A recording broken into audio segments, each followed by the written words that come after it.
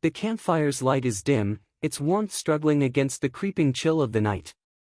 A thin mist clings to the earth, swirling in slow, deliberate coils as if reluctant to leave the ground. Beyond the faint ring of orange glow, the night is a wall of black, impenetrable, absolute. Somewhere out there in that darkness, men with silent blades and quiet steps might already be moving. For the knight in enemy territory, the most dangerous battle was often the one fought with his eyes closed. We tend to imagine medieval warfare as a series of glorious charges and clashing steel under the sun, but the truth is more unsettling. Between those clashes lay long hours of waiting, and some of the most perilous moments came not in the heat of combat but in the vulnerability of sleep. For a knight far from home, surrounded by hostile land, the hours after dusk were not a time to relax. They were a gamble with fate. In the High Middle Ages, knights often campaigned deep behind enemy lines, whether in the service of a feudal lord, a royal army, or one of the great military orders like the Templars or Hospitallers. These were not modern armies with permanent supply chains and fortified forward bases. Instead, they were small, mobile forces relying on hastily constructed camps, borrowed strongholds, or natural terrain for defense. In such conditions, nightfall did not mean safety, it meant uncertainty. The dangers were real and ever-present. Chronicles from the 100 Years' War tell of night raids that destroyed entire companies before they could even rise from their blankets. In the Crusades, the sands of Palestine saw countless attacks under cover of darkness, when the air was cooler and fatigue dulled the senses. Even in the wars of Northern Europe, where forests closed in like shadowy walls, enemies knew that the silence of night could conceal their approach until it was far too late. The vulnerability of night was not only a matter of swords and arrows, it was also psychological.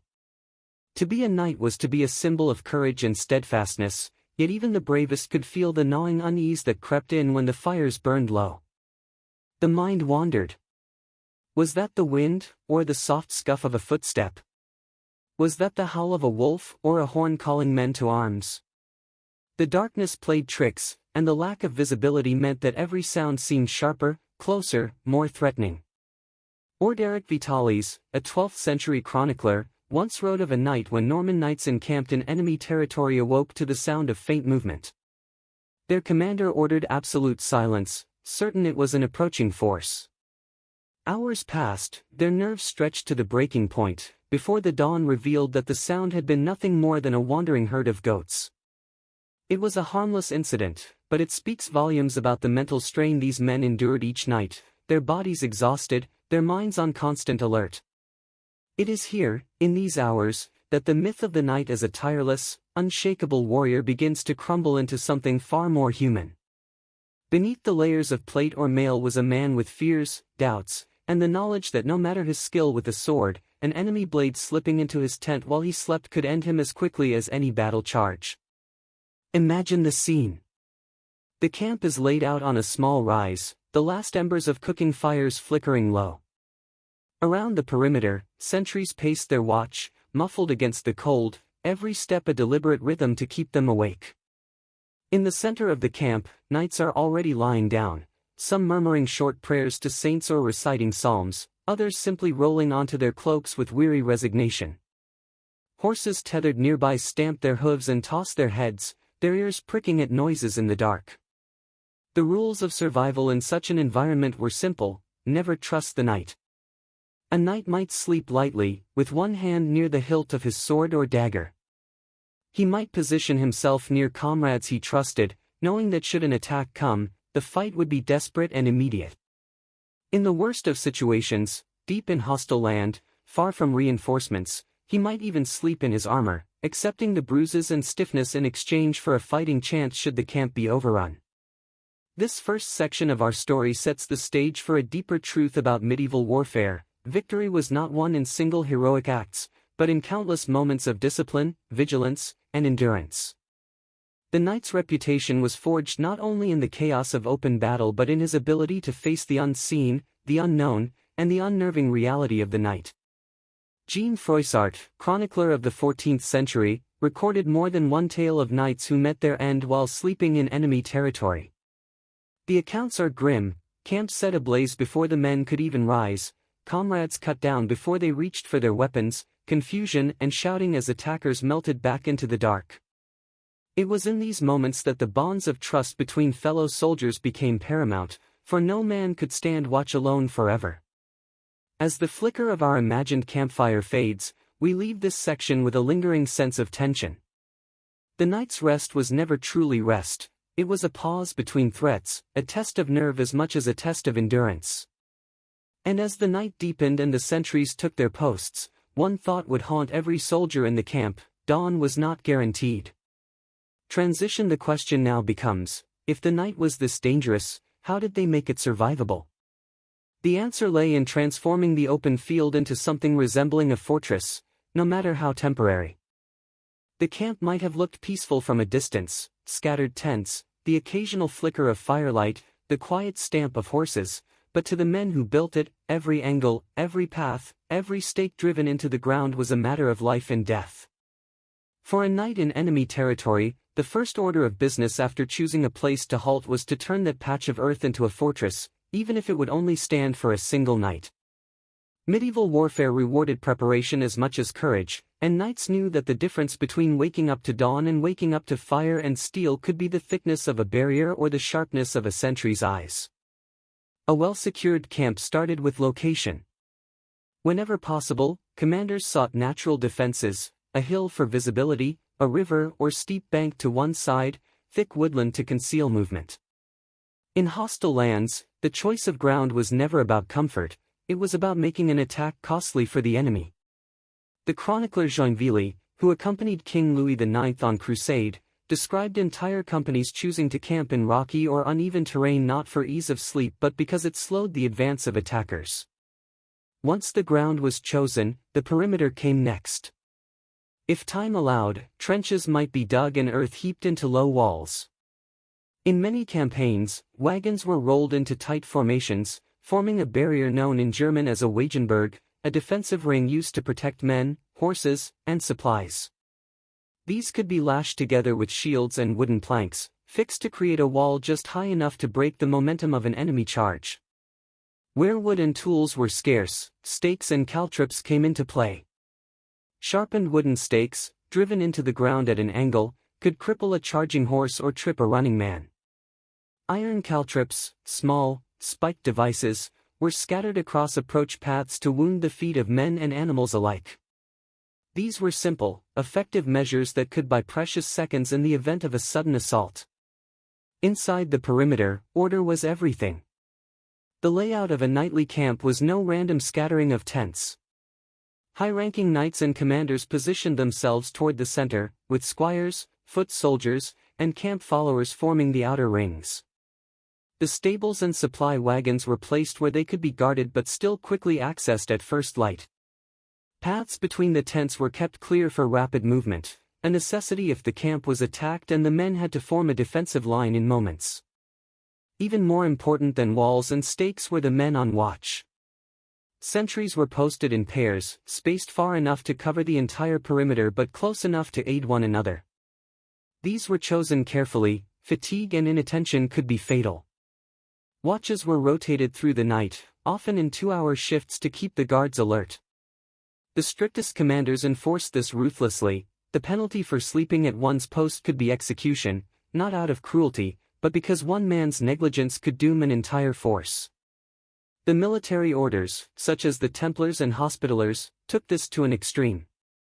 Their rule dictated that the camp's defenses were to be checked repeatedly through the night, and no knight was to remove his armor unless given permission. The chronicler William of Tyre described Templar camps as silent fortresses, their discipline so strict that even in deep sleep the camp could be roused and ready in moments. But no matter how thorough the defenses, every knight knew they were temporary. A fortress in the field was an illusion of safety, one that could crumble in the face of a determined enemy or an unexpected betrayal. And so, while the camp was built with speed and precision, its real strength lay in the men who guarded it and the readiness of those who slept within. From the outside, it might have seemed overcautious, a maze of wagons, sharpened wood, and watchful eyes for what could be just another quiet night. But in enemy territory, quiet nights were the most deceptive of all. transition with the perimeter secured and the sentries pacing, the knight's focus could turn inward, to the cramped, uncomfortable, and often dangerous space where he would try to rest until dawn. Inside the safety, or illusion of safety, of the camp's perimeter, the knight faced a different kind of battle, the struggle to rest without surrendering readiness. The question was one of constant debate in medieval warfare: do you sleep in your armor, or do you take it off? Armor was protection, but it was also a prison. A full suit of mail weighed anywhere from 40 to 60 pounds, while later plate harnesses could push past 70. Even without the weight, the constriction was exhausting. The padding worn underneath, the gambeson, absorbed sweat and heat, leaving the wearer sticky, sore, and bruised after a day's march. Sleeping in full armor might keep a man safe from a surprise strike, but it also meant waking up stiff, slow, and aching, a dangerous disadvantage when seconds mattered. Historical accounts suggest that knights made their choice based on risk. On the edge of enemy territory, where scouts had reported enemy movement or where ambush was likely, many opted for partial readiness, removing their helmets, gauntlets, and sometimes leg armor, but keeping a breastplate or mail shirt on.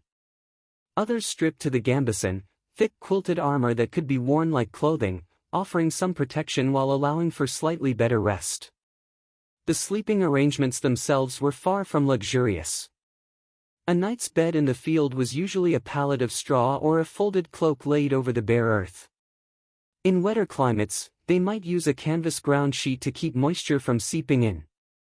Wealthier commanders sometimes traveled with folding camp beds, simple wooden frames strung with rope or leather, but for most, comfort was a distant luxury. Bedding doubled as insulation.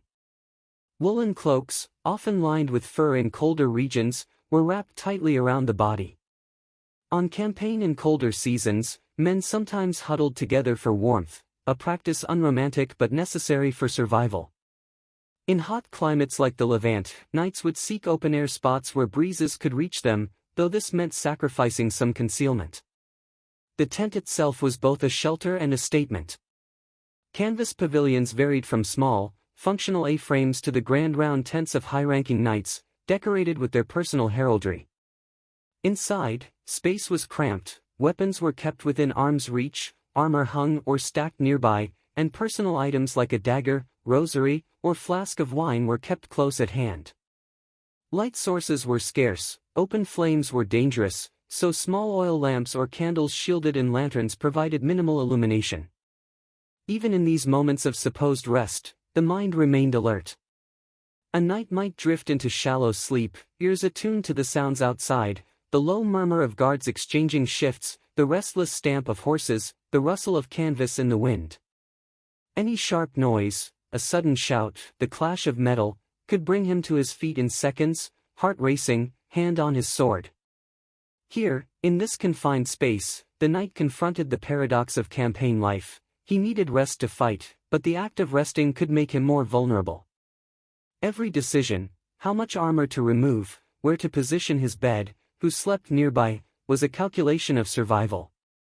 But physical readiness was only part of the challenge. Beyond the armor and bedding lay an invisible enemy, the constant fear of the night and the threats it could conceal. The darkness outside the tent was more than an absence of light, it was an open invitation for fear to creep in. Every knight knew that even the most carefully prepared camp was never impenetrable. Human error, treachery, and sheer audacity could bring an enemy to your side of the fire before you ever opened your eyes. Night was the favored time for espionage and sabotage. Scouts moved silently, counting tents, noting the positions of sentries, listening for the jingle of armor or the telltale cough of a weary guard. Spies could slip in under the cover of darkness, cutting tether ropes, scattering horses, or setting fire to supply wagons. In the chaos of a burning camp, panic was often more lethal than enemy blades. Historical records are filled with accounts of such moments. During the 100 Years' War, French forces conducted sudden midnight assaults on English encampments, using small, fast-moving units to sow panic and confusion.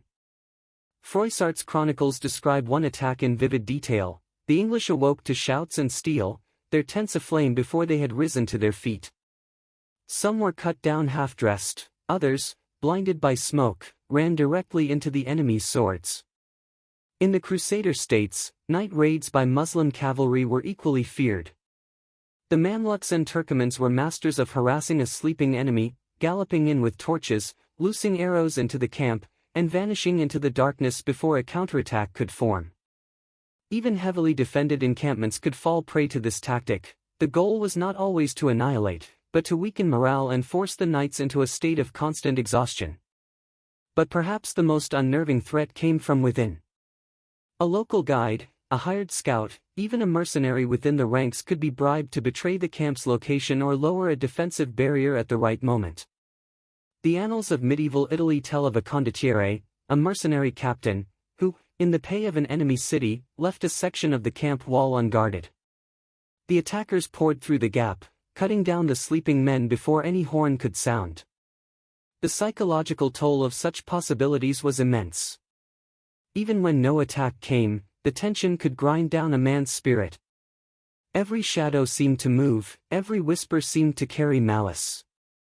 Horses would snort and paw the ground at imagined dangers, sending ripples of unease through the ranks. The line between vigilance and paranoia was thin, and crossing it could mean sleeplessness, itself a dangerous handicap in the days of marching and battle to come. Some commanders tried to counter this with strict night discipline. The Order of the Hospitallers, for example, banned unnecessary noise after dusk and prohibited movement between tents without a watchword. Any unexpected figure in the dark could be challenged, and if they failed to answer correctly, cut down on the spot. This was brutal but effective. Hesitation in identifying a potential threat could prove fatal. Stories of narrow escapes circulated among soldiers like campfire legends. One tells of a small band of knights in the Baltic during the Northern Crusades who awoke to the sound of an axe striking wood. At first, they thought it a sentry chopping firewood, until they realized the blows were weakening a section of the palisade. By the time they reached the breach, attackers were already spilling through. Only a desperate counterattack under moonlight drove them back. These moments were the true crucible of knightly endurance. A battle in daylight had rules, formations, commands, a clear view of friend and foe. Night stripped all that away, leaving only the senses, instinct, and trust in your companions. The knight lying in his tent knew that any sound, the snap of a twig, the flutter of canvas, the sudden shouts of the watch, could be the start of chaos. And so he slept lightly, if at all, waiting for the first gray light of dawn to reveal whether the night had been merciful or deadly. When dawn did arrive, it was more than just the start of a new day, it was a ritual of survival, a moment of cautious relief before the next march or battle began. First light was not greeted with joy, but with caution. The pale glow on the horizon could mean safety, or signal the moment an enemy would strike, using the half-light to mask their approach. For the knight, dawn was less a peaceful sunrise and more a critical checkpoint, the moment to confirm that he had survived the night and that the camp was still intact.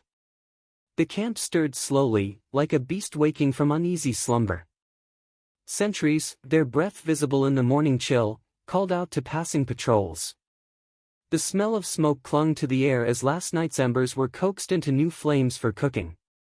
Horses whickered softly, shaking frost from their manes, eager for feed and water. Knights rose stiff and sore, especially those who had slept in parts of their armor. They began the methodical process of readying for the day, shaking out cloaks and blankets, checking for dampness that could chill the body during a march, and strapping on greaves, breastplates, and helmets with the help of squires. Even these small tasks were done with care, for a loose strap or ill-fitted piece could mean disaster in battle. Weapons were inspected as a matter of ritual. Swords were drawn, their edges tested with a thumb or cloth. Bows were unstrung and restrung, arrows checked for cracks. Shields were examined for signs of weakness from the previous day's fighting. To a knight, this was not mere routine, it was the final safeguard before risking his life once again. But dawn was also a time for assessment. Commanders gathered reports from the night. Were there disturbances? Did sentries spot movement? Were there any losses, of men, horses, or supplies? The answers shaped the day's decisions. A quiet night might mean continuing the march, but evidence of nearby enemy activity could lead to a change of route, tighter formation, or even an immediate withdrawal. Morale was fragile in these moments. A good night's rest, rare as it was, could bring a surge of confidence. But a restless night, punctuated by false alarms or actual skirmishes, could leave men sluggish and short-tempered. Chronicles tell of armies faltering in battle simply because fatigue had dulled their reflexes before the first blow was struck. In larger campaigns, mourning also brought the symbolic acts that reinforced discipline and faith. Knights might hear mass if a chaplain was present, receiving blessings for the day's trials. Standards were raised, fluttering in the new light, a reminder of who they fought for and why. These small ceremonies helped bind men together, giving structure to days that otherwise blurred into a relentless grind of marching, waiting, and fighting. Still, even in the calm of dawn, the knight knew the next sunset would bring the same questions and the same dangers. Survival in enemy territory was not won in a single act of courage, but in the repeated, disciplined steps of preparation, vigilance, and endurance. The image of the knight is often painted in bright daylight, banners snapping in the wind, armor gleaming, the clash of lances and swords ringing across a field. Yet the truer test of a knight's endurance was found in the silent hours between battles, when darkness pressed close and the next moment could bring death. The habits forged in those nights became part of a broader military inheritance. The discipline of setting watches, securing perimeters, and maintaining readiness during rest is still echoed in modern armies. Soldiers today dig foxholes, set night patrols, and sleep in shifts, different tools, different weapons, but the same core truth: the fight for survival never stops when the sun goes down. For the knights of the Middle Ages, these routines were more than just practical measures. They carried symbolic weight.